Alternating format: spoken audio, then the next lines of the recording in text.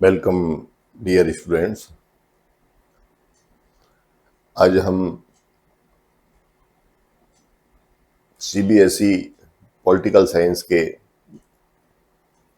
पहले अध्याय ध्रुव ध्रुवीयता का अंत के परीक्षा उपयोगी प्रश्नोत्तर पार्ट 2 आपके साथ डिस्कस करने जा रहे हैं। आशा है आप पूरे ध्यान से उन्हें सुनेंगे, समझेंगे, और यदि किसी प्रश्नोत्तर में आपको कोई शंका होती है तो आप कमेंट करेंगे, हम उसका जवाब देंगे। अब शुरू करते हैं।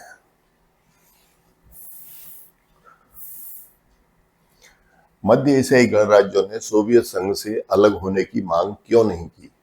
जो मध्य एशियाई गणराज्य थे, जब सोवियत संघ का विघटन हो रहा था तो सबको ये उम्मीद थी कि मध्य एशियाई गणराज्य जो है वो सोवियत संघ से सबसे पहले विकसित होंगे, सबसे पहले अलग होंगे।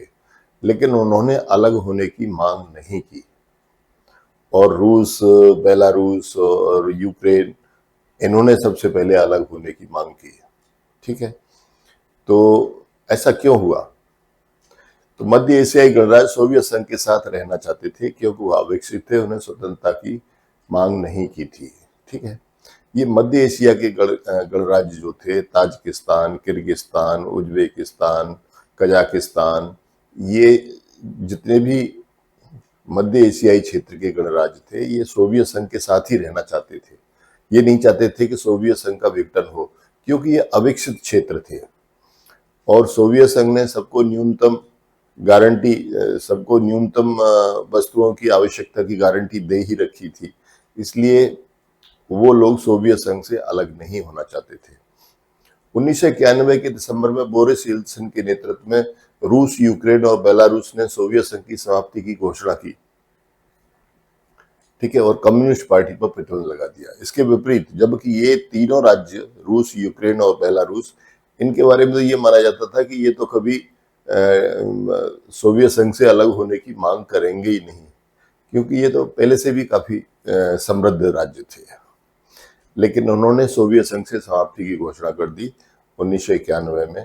ठीक है, और अपने क्षेत्र में इन्होंने कम्युनिस्ट पार्टी पर प्रतिबंध लगा दिया।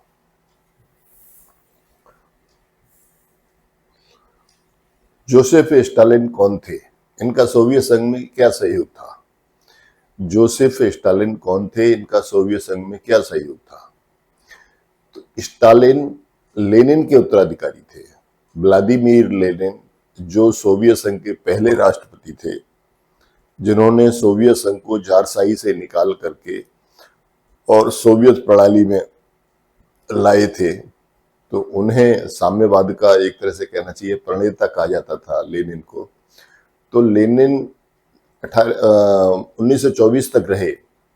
1924 के बाद में फिर स्टालिन आए, जो लेनिन के ही फॉलोवर थे, वही उत्तराधिकारी बने और 1924 से 1953 तक सोवियत संघ के राष्ट्रपति रहे। स्टालिन ने लेनिन के छूटे हुए कार्य या जो पूरे नहीं हो पाए थे उनको पूरा करने का प्रयास किया। उन्होंने औद्योगिकरण को तेजी से बढ़ाया।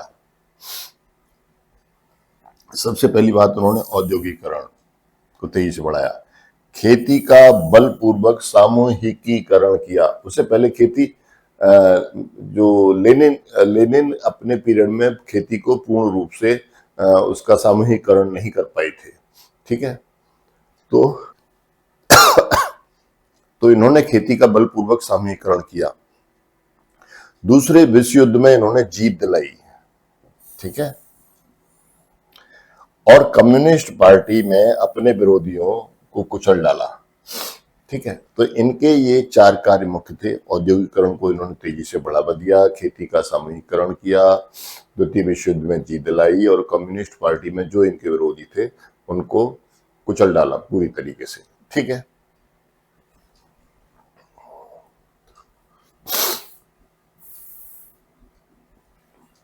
क्यूबा का मिसाइल संकट क्या था? ये बहुत पूछा जाता है, बहुत हर चीज में आता है। क्यूबा का मिसाइल संकट क्या था? आप जानते हो क्यूबा सोवियत संघ का एक साम्यवादी गणराज्य था। मतलब सोवियत संघ का गणराज्य नहीं था, बल्कि सोवियत संघ के ग्रुप में शामिल था। सोवियत संघ के खेमे में शामिल था, अलग देश था, कैरेबियन कंट्री था ये, अर्थात जहां उत्तरी अमेरिका और दक्षिणी अमेरिका मिलते हैं वहां पर एक कैरेबियन सागर है, वहां छोटे छोटे द्वीपों में बहुत सारे देश हैं, तो क्यूबा भी उनमें से एक देश है। और क्यूबा जो है वो सोवियत प्रणाली को मानता था और साम्यवादी व्यवस्था इसके यहाँ पर थी। तो क्या हुआ, ये सोवियत संघ की बहुत मानता था। तो 1962 में सोवियत संघ ने अमेरिकी तट के समीप क्यूबा में परमाणु मिसाइलें तैनात कर दी। ठीक है, अब ये क्या था, जो शीत युद्ध चल रहा था, उस शीत युद्ध के दौर में सोवियत संघ ने क्या काम किया, अमेरिका को परेशान करने के लिए क्यूबा में मिसाइलें, परमाणु मिसाइलें तैनात कर दी।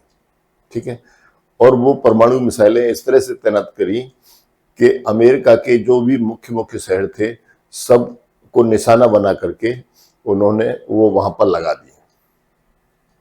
अमेरिका ने क्यूबा की नौसैनिक तो जिनका उद्देश्य अमेरिका के मुख्य शहरों को निशाना बनाना था, अमेरिका ने क्यूबा की नौसैनिक नाकाबंदी की। लेकिन अमेरिका भी पूरा ताकतवर देश था, उसके पास भी सभी संसाधन थे।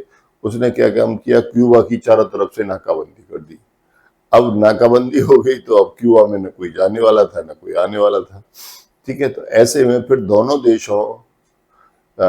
देशों के बीच में वार्ता हुई काफी तनावपूर्ण माहौल में, और इसका समाधान हुआ।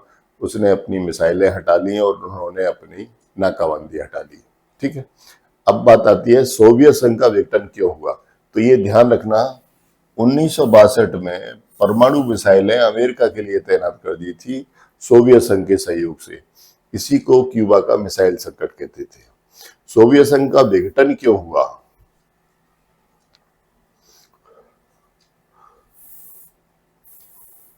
देखिए सोवियत संघ का विघटन क्यों हुआ।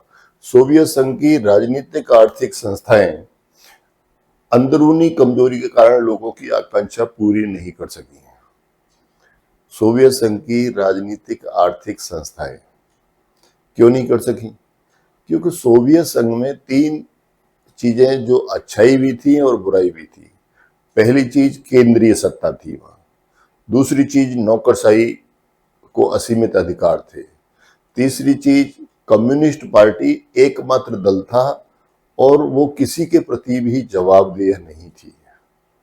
तो इससे जनता जो है वो परेशान थी, जनता अपनी बातें किसी से कह नहीं पाती थी। ठीक है, तो और जनता को उनकी न्यूनतम आवश्यकता की वस्तुएं मिलती थी, वो काम करते थे, उन्हें वेतन मिलता था और न्यूनतम आवश्यकता की वस्तुएं मिलती थी। तो ये अंदरूनी रूप से जो है ये तीनों ही संस्थाएं जो है ये गड़बड़ हो रही थी।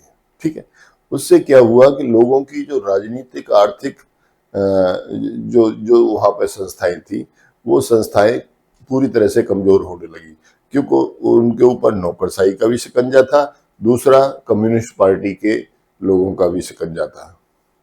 कई सालों तक अर्थव्यवस्था गतिरोध रही, इससे उपभोक्ता वस्तुओं की बड़ी कमी हो गई। अर्थव्यवस्था जो है गतिरोध रही, अर्थव्यवस्था में कोई गति नहीं हुई। ठीक है, तो उपभोक्ता वस्तुओं की कमी हो गई, लोगों के लिए जो जरूरत की चीजें थी। तो सोवियत नागरिक साम्यवादी व्यवस्था को शक की नजर से देखने लगे। अब क्या है कि जो सोवियत नागरिक पहले इस साम्यवादी व्यवस्था को अच्छा मान करके उन्होंने इसको अपनाया था, वही सोवियत नागरिक अब इस साम्यवादी व्यवस्था के ऊपर शक जाहिर करने लगे। उनके दिमाग में यह शक आने लगा कि देखिए यूरोपियन कंट्री के लोग तो इतने आराम से रह रहे हैं, सब कुछ सुविधाएं हैं उनके पास, वहाँ पूंजीवादी व्यवस्था है, और हम लोगों के पास न हम बोल सकते हैं न हम अपने विचार प्रकट कर सकते हैं। तो ऐसे में उन्हें साम्यवादी व्यवस्था के ऊपर शक बनने लगा। ठीक है, अब अगला प्रश्न आता है, सोवियत अर्थव्यवस्था कमजोर होकर गतिरोध क्यों हुई। ठीक है, अभी हमने बताया था कि सोवियत व्यवस्था जो है वो गतिरोध हो गई, उसकी अर्थव्यवस्था, और उपभोक्ता वस्तुओं की कमी हो गई। तो अब अगला प्रश्न ये है कि ये अर्थव्यवस्था कमजोर क्यों हुई।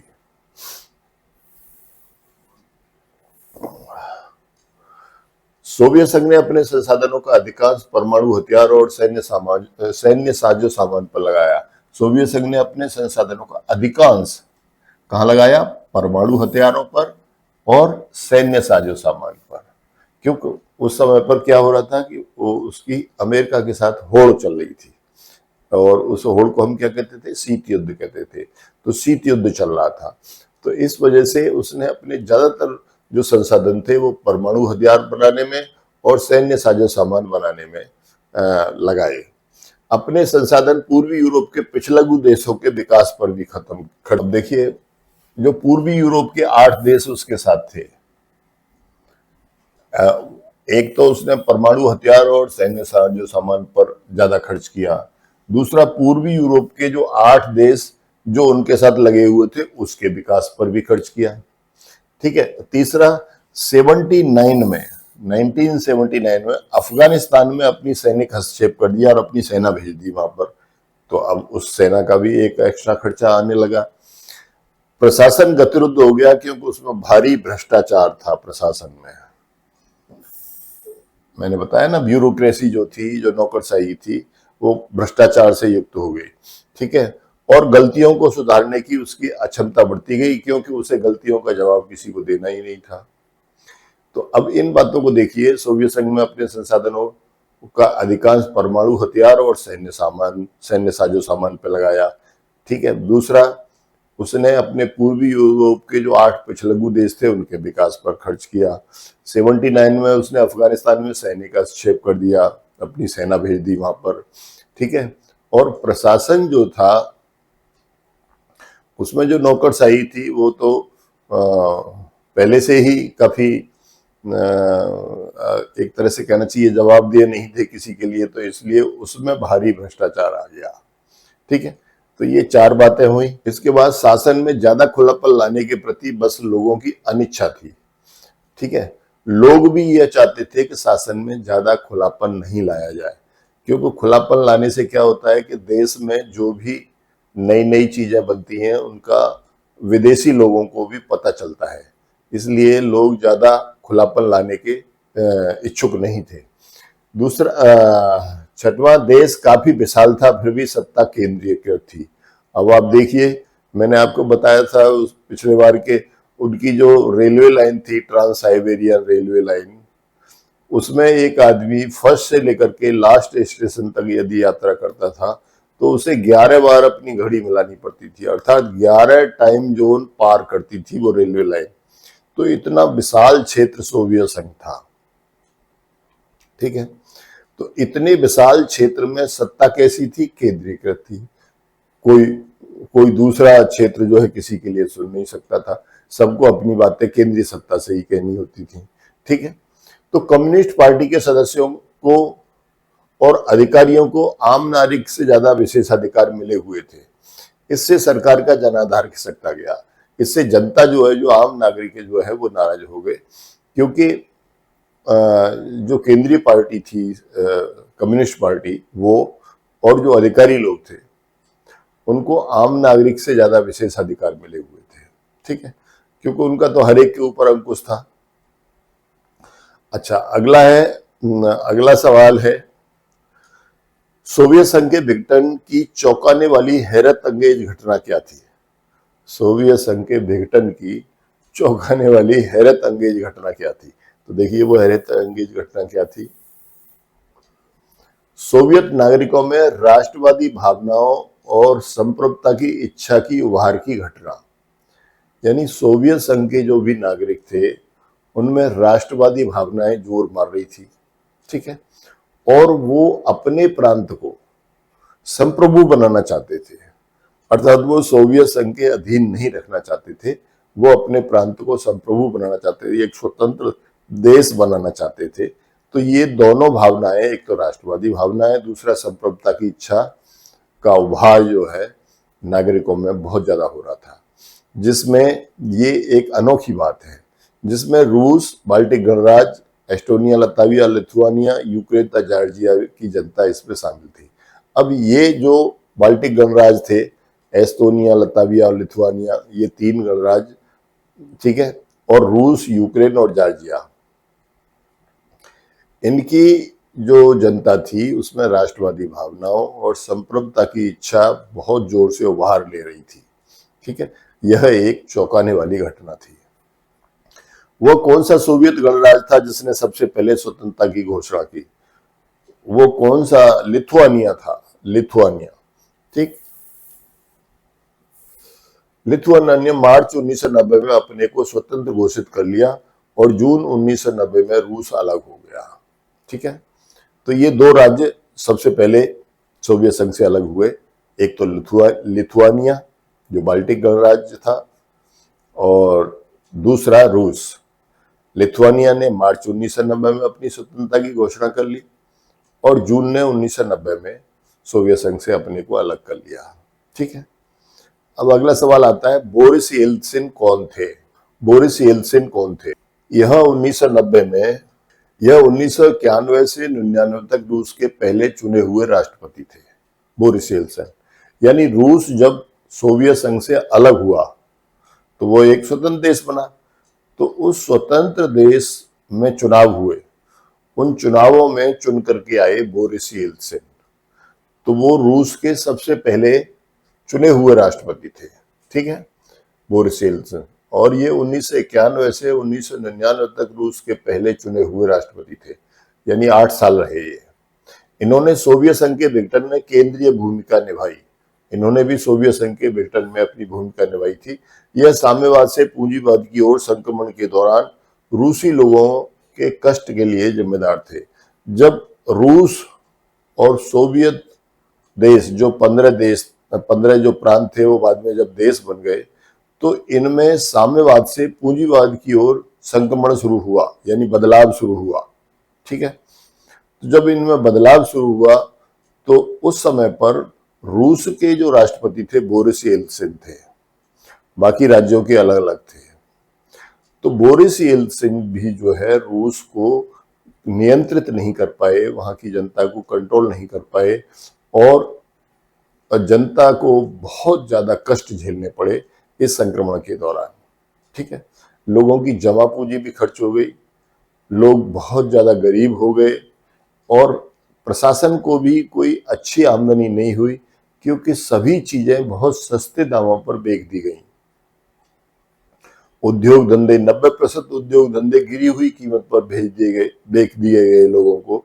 ठीक है, इसी तरह से भूमि भी, जो पहले जो सामूहिक फार्म थे उनका निजीकरण किया गया, तो भूमि भी जब किसानों को दी गई तो वो भी बहुत गिरे हुए रेट पर दी गई। ठीक है, तो उससे ना तो सरकार की आमदनी हुई और ना ही नागरिकों को कोई फायदा हुआ। बीच में जो आर्थिक माफिया तंत्र था वो इसका पूरा फायदा उठा गया। मार्च 2004 में कौन कौन से सोवियत गणराज्य नाटो के सदस्य हुए? वही बाल्टिक गणराज्य, जो बाल्टिक गणराज्य थे, लिथुआनिया, लेत्विया और एस्टोनिया, ये 2004 में जो है सोवियत ये गणराज्य थे, और ये 2004 में नाटो के सदस्य बन गए। उससे पहले ये यूनाइटेड नेशंस ऑर्गेनाइजेशन, यूएनओ के भी सदस्य बने थे, और यूएनओ के सदस्य बनने के बाद फिर मार्च 2004 में ये जो है नाटो के सदस्य बन गए। स्वतंत्र राष्ट्र के राष्ट्रकुल में कौन सा देश सबसे बाद में सदस्य बना? जॉर्जिया था स्वतंत्र राष्ट्रों के राष्ट्रकुल।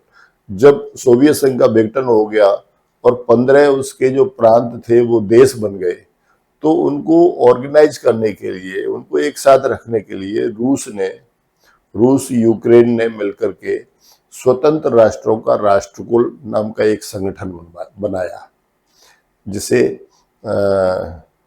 सिस कहते थे, CIS, सिस कहते थे, स्वतंत्र राष्ट्रों का राष्ट्रकुल, यानी कॉमनवेल्थ ऑफ इंडिपेंडेंट स्टेट्स। ठीक है, सिस का मतलब है कॉमनवेल्थ ऑफ इंडिपेंडेंट स्टेट। तो ये राष्ट्रकुल बनाया, इस राष्ट्रकुल में सभी 15 राज्य जो है इसके सदस्य बने। ठीक है, लेकिन सबसे बाद में कौन बना? जॉर्जिया बना, जो 1993 में बना था। ठीक है, मध्य एशियाई गणराज्यों को लेकर समृद्ध गणराज्यों में असंतोष क्यों उठा? मध्य एशियाई गणराज्यों को लेकर समृद्ध गणराज्यों में असंतोष क्यों उठा? जैसा कि मैंने अभी आपको बताया था कि मध्य एशियाई जो गणराज्य थे वो अविकसित थे, उनके जो क्षेत्र थे वो खेती योग्य भी नहीं थे, हर समय वहां बर्फ जमी रहती थी, पहाड़ी क्षेत्र ज्यादा थे उस क्षेत्र, उन देशों में, उन राज्यों में। ठीक है, तो उसके विकास के लिए सोवियत संघ, ये रूस, यूक्रेन, जॉर्जिया, बेलारूस, इन राज्यों की जो संपदा थी वो उन राज्यों के लिए भेजी जाती थी जिससे कि उनकी न्यूनतम आवश्यकताओं की पूर्ति होती रहे। तो इस वजह से ये राज्य इस बात से दुखी थे कि हमारे संसाधन जो है उन राज्यों में भेजे जाते हैं। तो ये गणराज्य समृद्ध गणराज्यों से धार्मिक और नस्ली लिहाज से अलग और आर्थिक रूप से पिछड़े हुए थे। ठीक है, नस्ली लिहाज से भी अलग थे और ये सब ज्यादातर इस्लाम को मानने वाले थे। ठीक है, इनका आपस में अलगाव भी था और इन राज्यों में और जो विकसित राज्य थे जिसमें रूस था, यूक्रेन था, जॉर्जिया था, बेलारूस था, ये राज्यों की जनता इन राज्यों की जनता से बिल्कुल अलग रहती थी, कोई उनमें आपस में अलगाव ही नहीं था। और समृद्ध गणराज्यों में ये भाव घर कर गया कि ज्यादा पिछड़े इलाकों को सोवियत संघ में शामिल रखने की उन्हें भारी कीमत चुकानी पड़ रही है, क्योंकि वो ये मानने लग गए कि हमारे संसाधनों से उनका जो है उन्हें सुविधाएं दी जा रही हैं। तो इसलिए वो मध्य एशियाई गणराज्यों को लेकर के असंतुष्ट थे। सोवियत संघ के विघटन के दूरगामी परिणाम क्या हुए? दूसरी दुनिया का पतन हो गया। ठीक है, और एक परिणाम यह हुआ कि शीत युद्ध के दौर के संघर्ष की समाप्ति हो गई। यानी पहला दूसरी दुनिया का पतन और शीत युद्ध के दौर के संघर्ष की समाप्ति हो गई। तीसरी बात, विश्व राजनीति में शक्ति संबंधों का बदलना और पूंजीवादी अर्थव्यवस्था को अंतरराष्ट्रीय स्तर पर प्रभावशाली माना गया। अब विश्व राजनीति में क्या हो गया? शक्ति संबंध बदल गए, क्योंकि अब तक तो दो ध्रुवीय दुनिया थी, एक साम्यवादी देश जिसका नेता सोवियत संघ था और एक पूंजीवादी देश जिनका नेता यूएस था। तो अब तक तो ये था, लेकिन अब क्या हुआ? अब शक्ति संबंधों में बदलाव आ गया।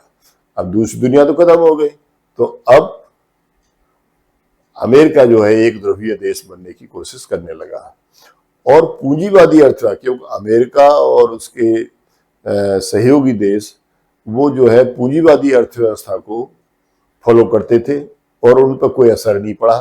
तो अंतरराष्ट्रीय स्तर पर पूंजीवादी अर्थव्यवस्था को अच्छा माना गया, साम्यवादी व्यवस्था को अच्छा नहीं माना गया। तीसरी बात, सोवियत संघ खेमे के अंत का एक अर्थ यह था कि नए देशों का उदय हुआ और सभी देशों की स्वतंत्र पहचान और पसंद बनी। ठीक है, सोवियत संघ खेमे का जब अंत हो गया तो क्या हुआ? 15 जो उसकी स्टेट थी वो जो है अलग से एक देश बन गई, तो नए देशों का उदय हुआ। ठीक है, और दूसरा जो 8 यूरोपियन कंट्री जो सोवियत संघ से जुड़े हुए थे वो भी अलग हो गए। तो इन सब देशों की अपनी एक स्वतंत्र पहचान और पसंद बनी। ठीक है, तो ये 3 बदलाव जो है आए थे। अब बात आती है शॉक थेरेपी किसे कहते हैं।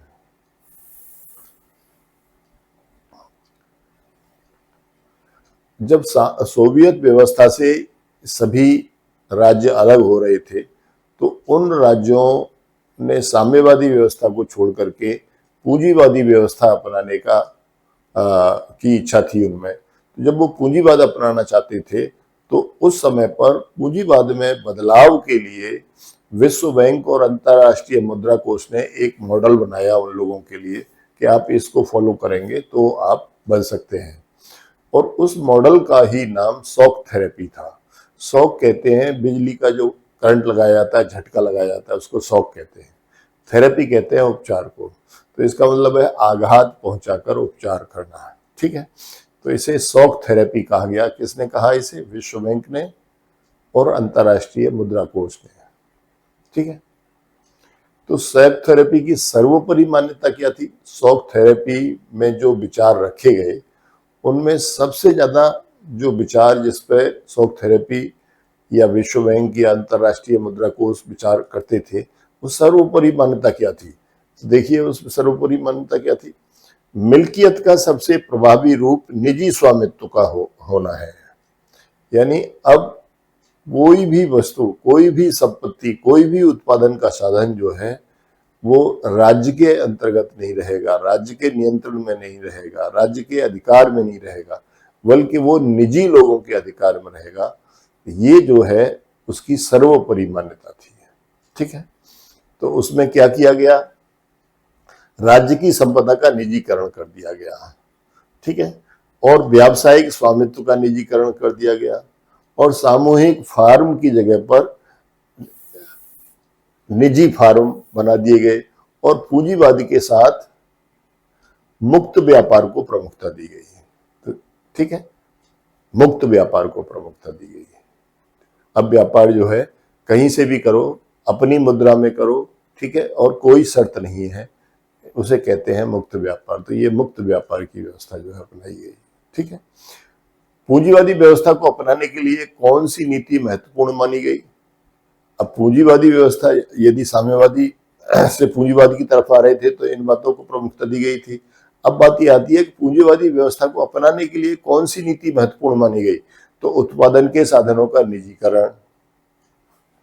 पहले उत्पादन के साधन कहाँ थे? पहले जो उत्पादन के साधन थे वो राज्य के अधिकार में थे, अब उनका निजीकरण कर दिया गया, वित्तीय खुलापन लाया गया, मुद्राओं की आपसी परिवर्तनीयता की गई। अब मुद्रा जो है, जिस देश के साथ आप व्यापार करना चाहते हो उसी देश की मुद्रा आप लो और अपनी मुद्रा उसे दो। ठीक है, और मुक्त व्यापार की नीति चलाई।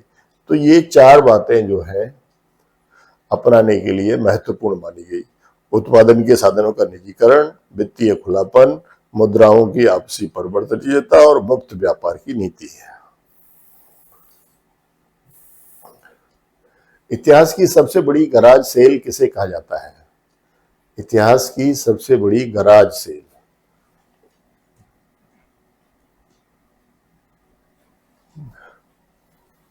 इतिहास की सबसे बड़ी गराज सेल किसे कहा जाता है? तो देखिए, रूस के लगभग सभी उद्योगों, यानी कम से कम 90% उद्योगों को निजी हाथों में कंपनियों को औने पौने दावों पर बेचना पड़ा। बाजार की ताकतों ने कम से कम कीमत इनकी आंकी, उद्योग मटियामेट हो गए। इसे ही इतिहास की सबसे बड़ी गैराज सेल नाम से जाना जाता है। यानी रूस के, अब उस समय रूस में बोरिस येल्त्सिन राष्ट्रपति थे, जो चुने हुए राष्ट्रपति थे। ठीक है, अब उन्होंने क्या काम किया कि जितने भी सरकार के अधिकार में जितने उद्योग चले आ रहे थे उन सभी उद्योगों को निजी क्षेत्र में बेचने की बात कही। ठीक है, तो उन्होंने लोगों को अधिकार पत्र दे दिए कि जब तुम खरीद सकते हो, तुम खरीद सकते हो, तुम खरीद सकते हो। इस तरह से सभी लोगों को अधिकार पत्र दे दिए। अब लोगों की मुद्रास्फीति के कारण उनकी मुद्रा की कीमत नहीं रही, तो लोगों की आर्थिक स्थिति बहुत खराब थी। तो जो बाजार में जो आर्थिक माफिया था वो माफिया सक्रिय हो गया। उसने लोगों को पैसे दिए और उनसे वो अधिकार पत्र खरीद लिए, और उन अधिकार पत्रों को लेकर के उद्योगों की उन्होंने कीमत लगाई, और वो कीमत बहुत ही ज्यादा कम थी। ठीक है, ना तो राज्य को पैसा मिला और ना ही उद्योगों को। तो इससे क्या हुआ, बाजार की ताकत ने उद्योगों की कीमत बहुत कम लगाई और उद्योग जो है बिल्कुल मटियामेट हो गए। तो इसी को इतिहास की सबसे बड़ी गराज सेल कहा जाता है। ठीक है, गराज सेल इतिहास की ये थी कि उद्योगों का कम कीमत पर बेचने के लिए मजबूर होना पड़ा। उद्योगों को कम कीमत पर बेचने के लिए मजबूर होना पड़ा, यही इतिहास की सबसे बड़ी गराज सेल थी।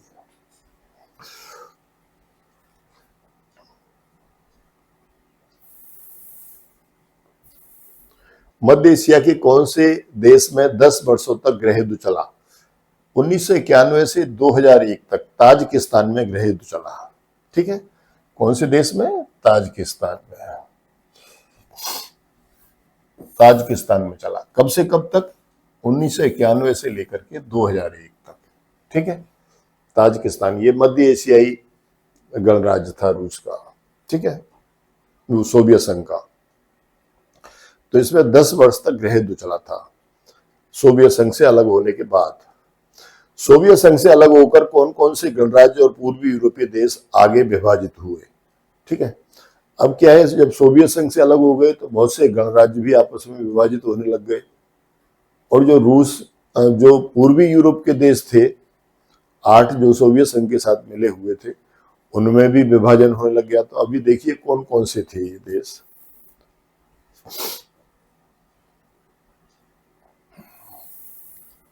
देखिए, रूस चेचन्या और दागिस्तान में बट गया। रूस जो है उसमें भी 2 प्रांत और बन गए, 2 राज्य देश और बन गए। कौन कौन से? चेचन्या और दागिस्तान। अजरबैजान जो है वो नगोर्नो काराबाख प्रांत के आर्मेनिया में शामिल होना चाहते थे। अजरबैजान के कुछ आर्मेनियाई लोग थे, यानी वो अजरबैजान के नागरिक थे, और वो नगोर्नो काराबाख नाम का एक प्रांत था अजरबैजान का, उसके नागरिक थे। और वो लोग जो है, आर्मेनिया एक अलग देश है, उसमें जाना चाहते थे, वो अजरबैजान में नहीं रहना चाहते थे। ठीक है, चेकोस्लोवाकिया चेक और स्लोवाकिया में बट गया। ठीक है, ये 2 जो है देश बन गए। यूगोस्लाविया बोस्निया हर्जेगोविना स्लोवेनिया और क्रोएशिया में बट गया। यूगोस्लाविया के 3 पार्ट हो गए, बोस्निया हर्जेगोविना, स्लोवेनिया तथा क्रोएशिया में बट गया। रूस में से 2 राज्य अलग हो गए, चेचन्या और दागिस्तान। अजरबैजान के नगोर्नो काराबाख के आर्मेनियाई लोग आर्मेनिया में शामिल होना चाहते थे। चेकोस्लोवाकिया के 2 राज्य बन गए, चेक और स्लोवाकिया। यूगोस्लाविया के 3 राज्य बन गए, बोस्निया हर्जेगोविना, स्लोवेनिया तथा क्रोएशिया। ठीक है,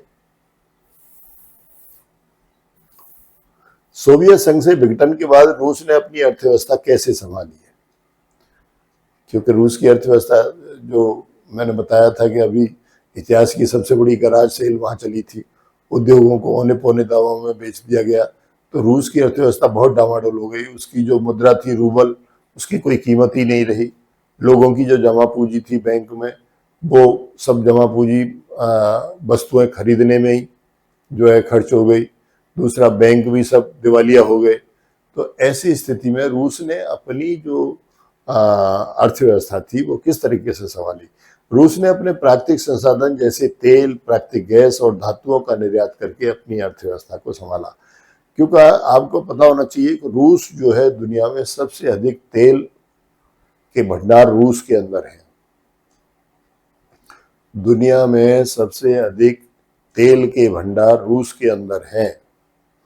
तो रूस ने अपना तेल निकाला, अपनी प्राकृतिक गैस निकाली और धातुएं निकाली, क्योंकि उसका तो बहुत बड़ा भौगोलिक क्षेत्र है, और उन सब का निर्यात किया, और निर्यात करके उन्होंने अपनी अर्थव्यवस्था को संभाला। ठीक है, 3 चीजें, प्राकृतिक जैसे तेल, प्राकृतिक गैस और धातु। बाल्कन राज्य किन देशों को कहा जाता है? पूर्वी यूरोप के भूक्षेत्र के देश, जैसे Albania, Bosnia Herzegovina, Bulgaria, Croatia, Greece, कोसो, मॉन्टेनेग्रो, उत्तरी मैसिडोनिया, रोमानिया, सर्बिया, स्लोवेनिया और तुर्की का यूरोपीय हिस्सा भी बाल्कन प्रायद्वीप में स्थित है।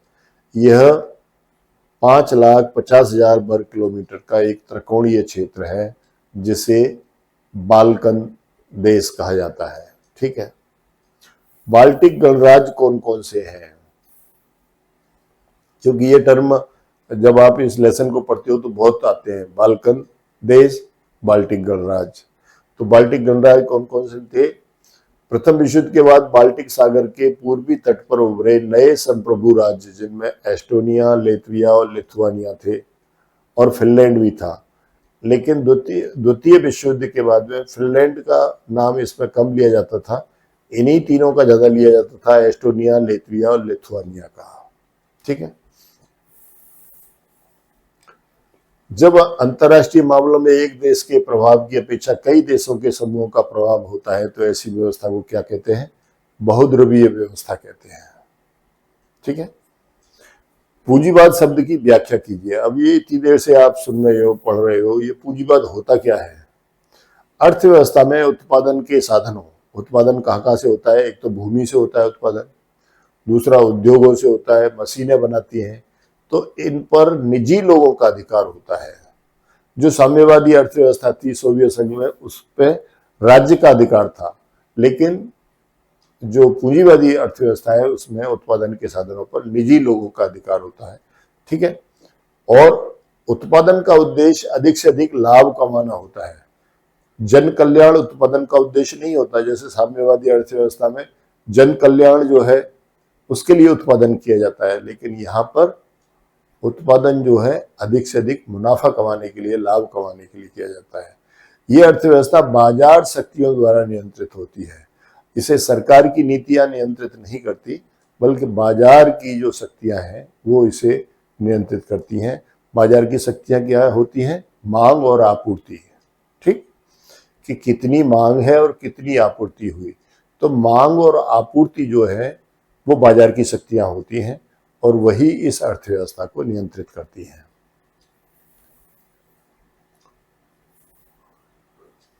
इस तरह से हमारा ये प्रश्नोत्तर का परीक्षा उपयोगी प्रश्न और इस प्रश्नोत्तर का ये जो दूसरा पार्ट है ये पूरा होता है। इसमें हमने ये कोशिश की है कि सभी प्रकार के प्रश्न इसमें दिए हैं। जितने भी प्रश्न इस पाठ में बनते हैं वो इन्हीं में से बनेंगे, चाहे वो 1 नंबर के हों, चाहे वो 3 नंबर के हों, चाहे 4 के हों या 6 के हों। सभी प्रश्न जो है इसी में से बनेंगे। इसलिए ये एक तरीके का हमने स्मरणीय तथ्यों को इकट्ठा किया है और कुछ प्रश्नोत्तर भी इस तरह से दिए हैं। तो यदि आप इन्हें अच्छी तरीके से पढ़ लेंगे, समझ लेंगे, तो फिर आप किसी भी प्रकार का प्रश्न हो उसका उत्तर आराम से दे पाएंगे। आशा है आप इस बात को समझेंगे। जय हिंद।